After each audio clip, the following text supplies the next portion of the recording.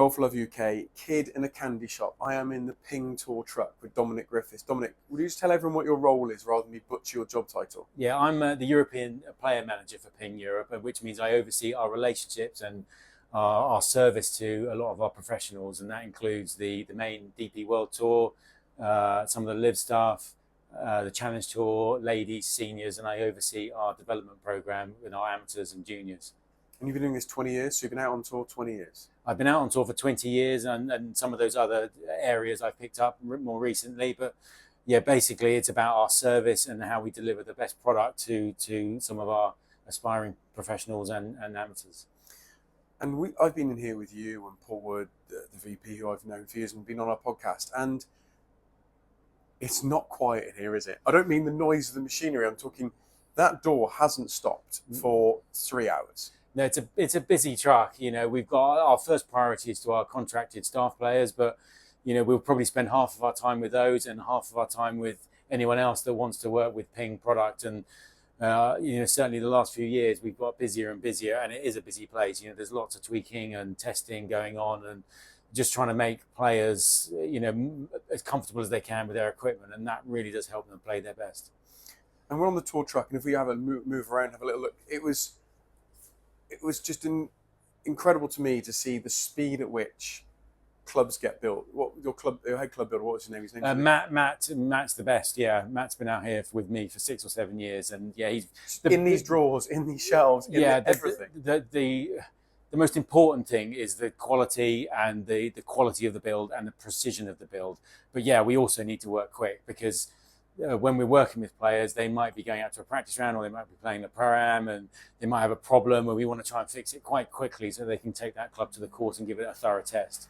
And we were meant to start 25 minutes ago. Yeah. And the player came in, they got a problem with the 3-wood, and you just had to build them a 3-wood, test the 3-wood, re-tinker with the 3-wood, and now they're good to go and they're happy. Yeah, they came in with a non-ping 3-wood, let's say, and so then we go through a process, much like a normal fitting, where you're asking the player what's his issue, what was wrong with it. And in this case, the player had some hot flights, as in some that were going too far, and he also had some misses that were spinning up and going out to the right. So we're going to go through a process of asking a lot of questions.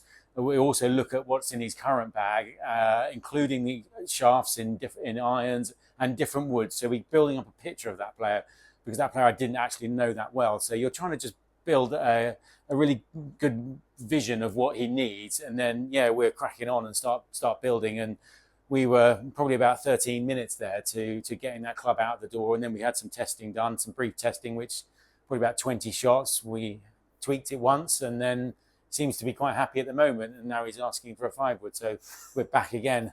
but in under 30 minutes, you've had a player come in. Yes.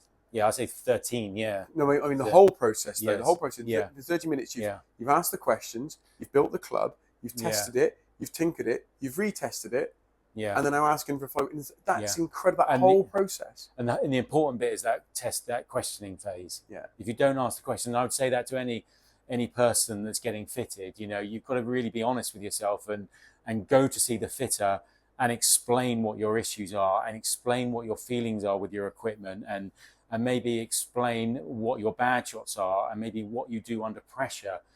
Maybe on the first tee, the type of shot you hit. And these are all really important questions to tell someone because it will help them set it up.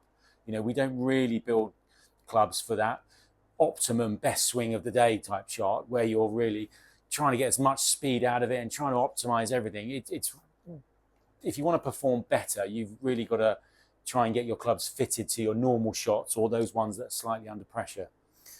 And if we look around here, behind you, we got clubs galore in here. What are the why are these here?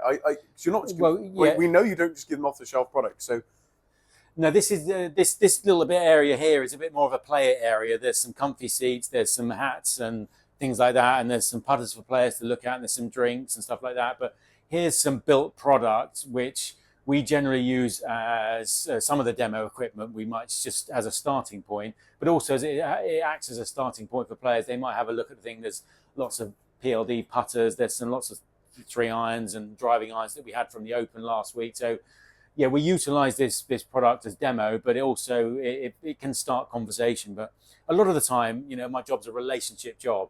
We see the same players week in, week out, and we want to make them feel comfortable. So they might just come in and sit themselves down and have a chat. And that's where, some of the built product here can spark conversations, and we might talk about their game and what they did last week and what their missed shots were. And that can just help us build a picture up of that player's performance. And we might think of things that could help them based on what they've said. So.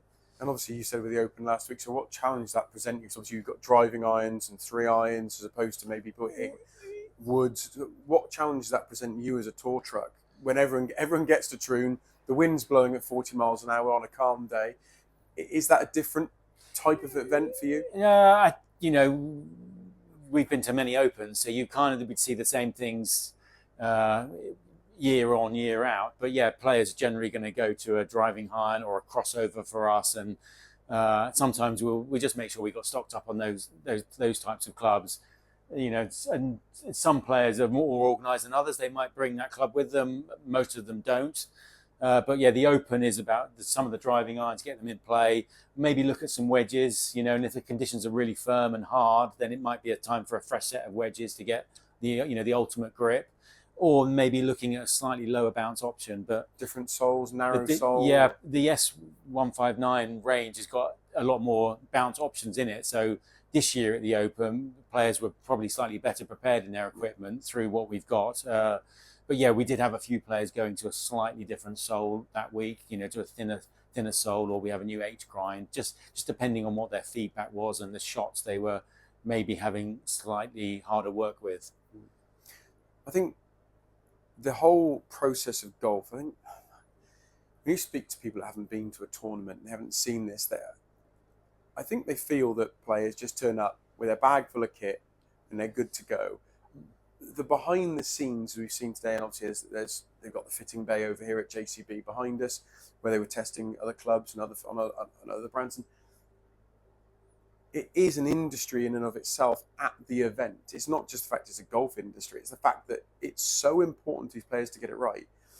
And I think people would be shocked to see, and I can't overplay how many times that door has gone.